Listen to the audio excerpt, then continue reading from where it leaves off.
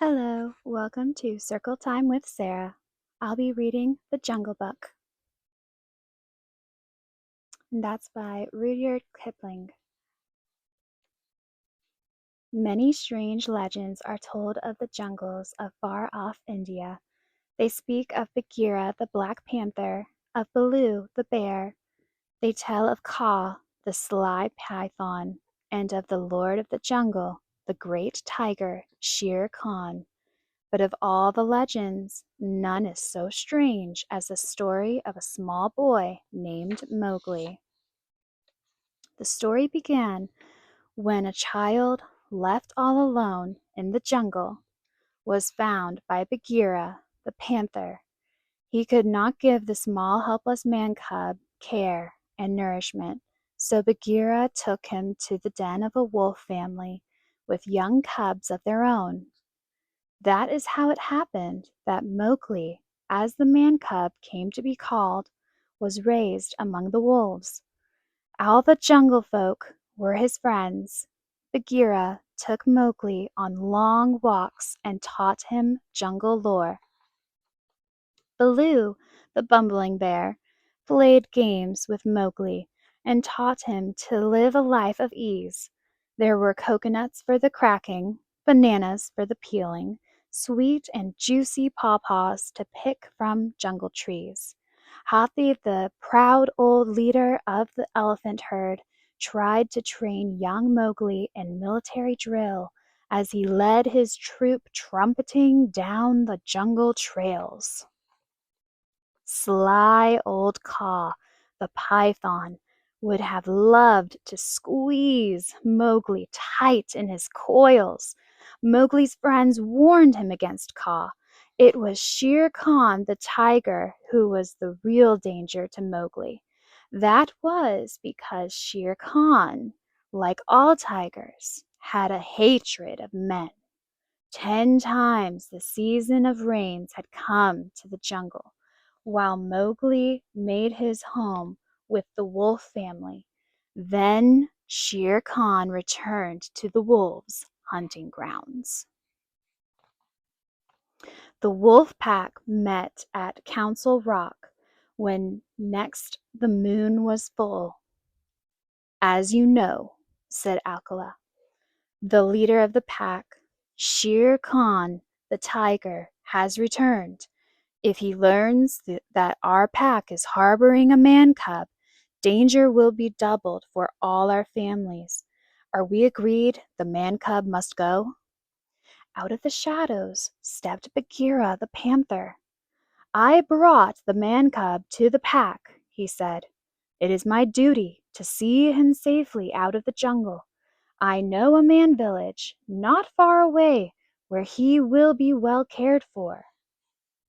So it was arranged, and when the greenish light of the jungle morning slipped through the leaves, Bagheera and Mowgli set off. All day they walked, and when night fell, they slept on a high branch of a giant banyan tree. All this seemed like an adventure to Mowgli, but when he learned that he was to leave the jungle, he was horrified. "No!" cried Mowgli. "The jungle is my home. I can take care of myself. I will stay." He slipped down a length of trailing vine and rudely ran away. For a while Mowgli marched with Hathi and the elephants, but he soon tired of that. Then he found Baloo bathing in a jungle pool. Mowgli joined him for a dip. Suddenly, down swooped the monkey folk, the noisy, foolish Bandar log. They had snatched Mowgli from the pool before Baloo knew what had happened.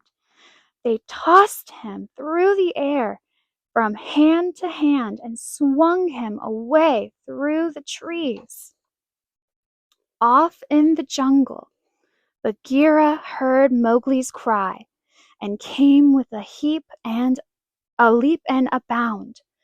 "The monkeys have stolen Mowgli away!" gasped Baloo. Off raced Bagheera. and blew to the ruined city where the monkeys made their home.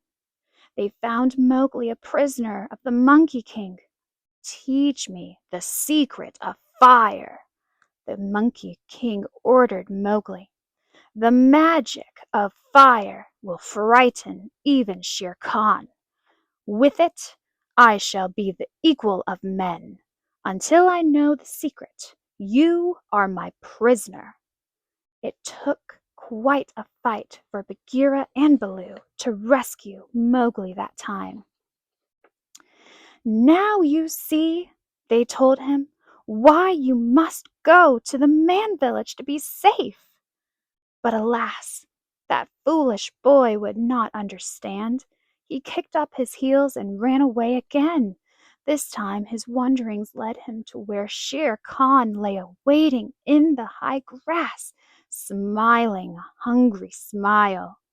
When Mowgli caught sight of the tiger, Shere Khan asked, "Well, man cub, aren't you going to run?" But Mowgli did not have the wisdom to be afraid. "Why should I run?"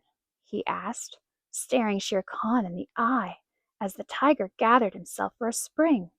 "I'm not afraid of you." "That foolish boy!" growled Bagheera, who had crept close just in time to hear Mowgli. Both Bagheera and Baloo flung themselves upon the Lord of the Jungle to save Mowgli once more.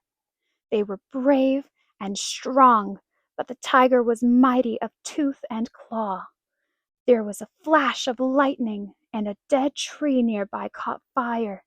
Mowgli snatched a burning branch and waved it in Shere Khan's face.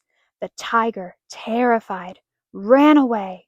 Mowgli was very pleased with himself as he strutted between the two weary warriors, Bagheera and Baloo.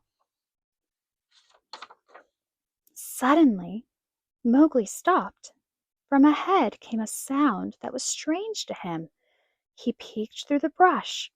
It was the song of a village girl who had come to fill her water jug. As he listened to the soft notes of her song, Mowgli felt strange inside. He felt that he must follow her. Mowgli crept up the path to the village, following the girl and her song. Baloo and Bagheera watched the small figure as long as it could be seen. When Mowgli vanished inside the village gate, Bagheera sighed a deep sigh. "It is just as it should be, Baloo," he said. "Our Mowgli is safe in the man village at last. He has found his true home." The end. This concludes another story with Circle Time with Sarah. Thank you.